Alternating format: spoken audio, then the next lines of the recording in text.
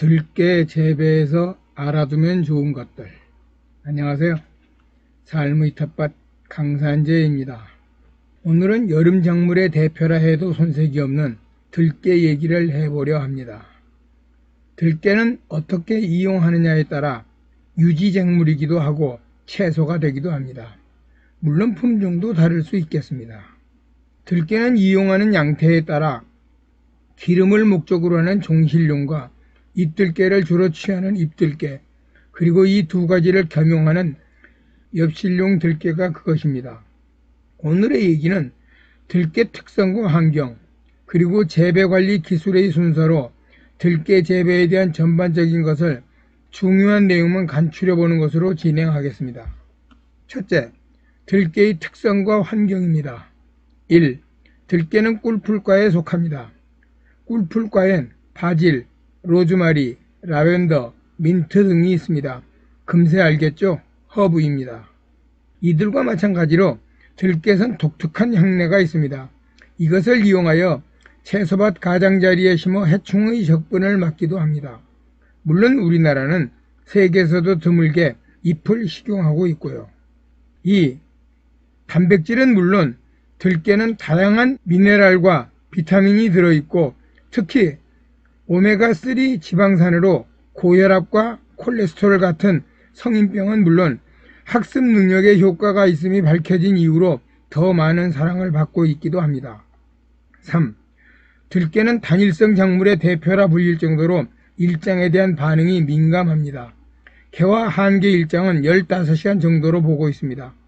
우리가 흔히 일장 시간이 12시간 43분보다 짧아질 때 개화가 시작되며 그때가 9월 10일 전후라고 알고 있는 것은 바로 이런 들깨의 일장 특성 때문입니다.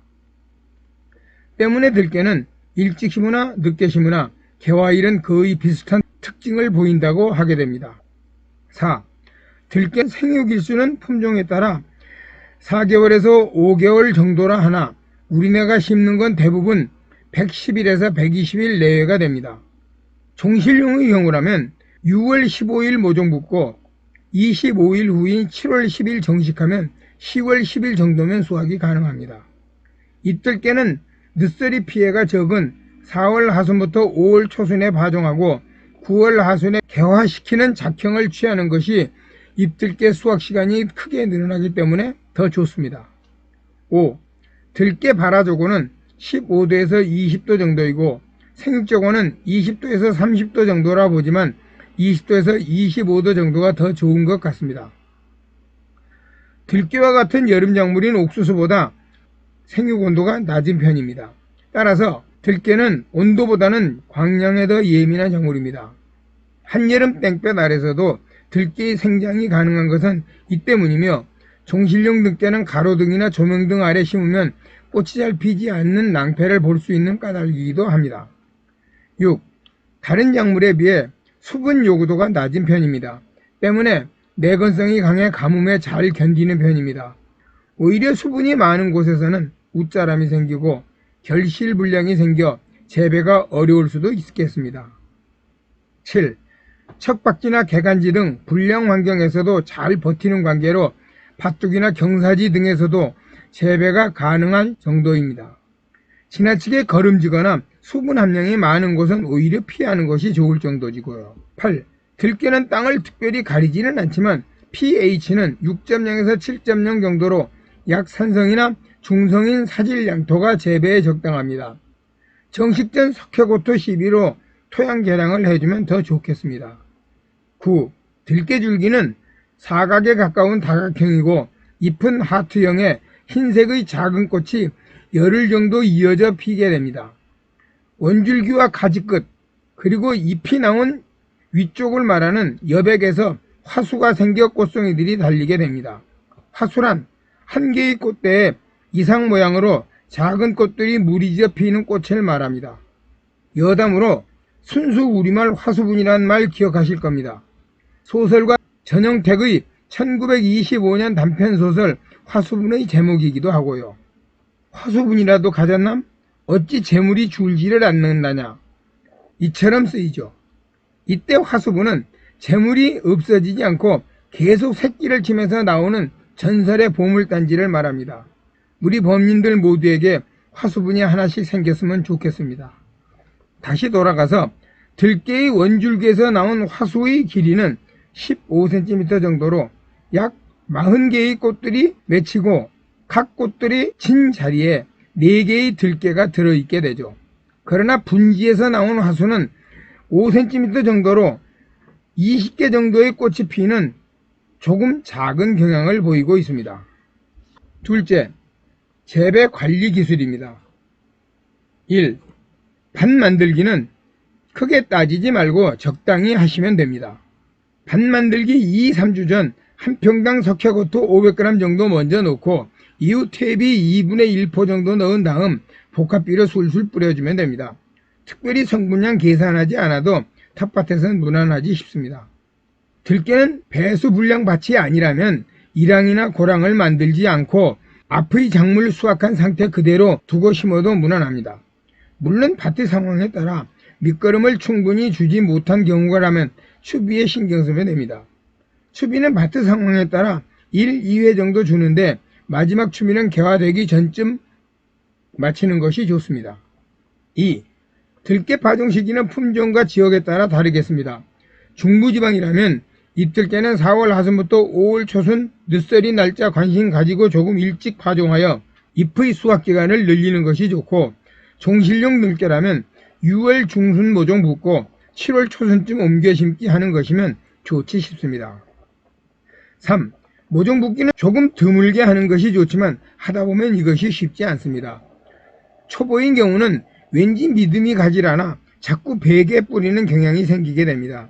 이때는 싹이 나온 후 서둘러 소금을 단행해 웃자람을 막아주면 됩니다. 초보일수록 흩어 뿌리는 산파보다는 줄을 내고 심는 조파가 관리에 조금 더 유리하기도 합니다. 4. 들깨는 직파와 옮겨심기 모두 가능하지만 보통은 옮겨심기를 많이 합니다.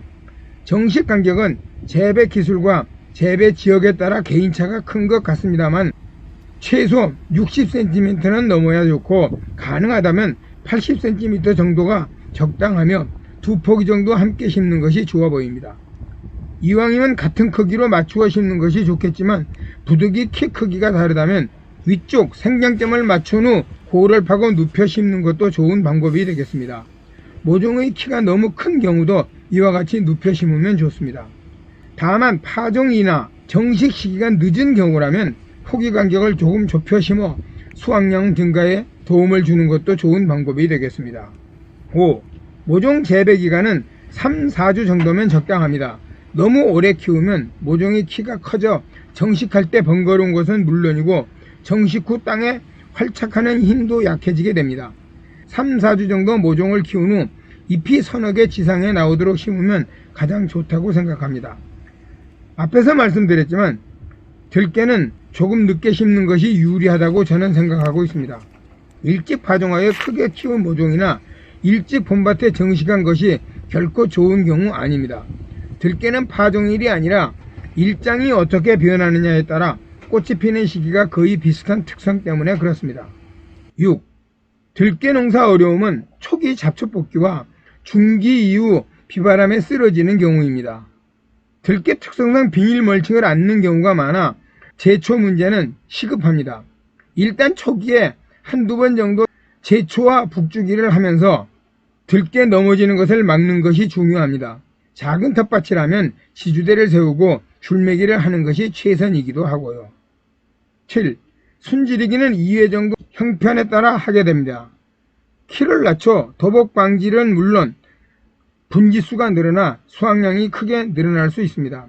순지리기 해주는 시기는 날짜보다는 자람 상태가 더 중요합니다. 정식 후 3주 정도로 보기보다는 본잎이 7장 내일 때가 더 좋지 싶습니다.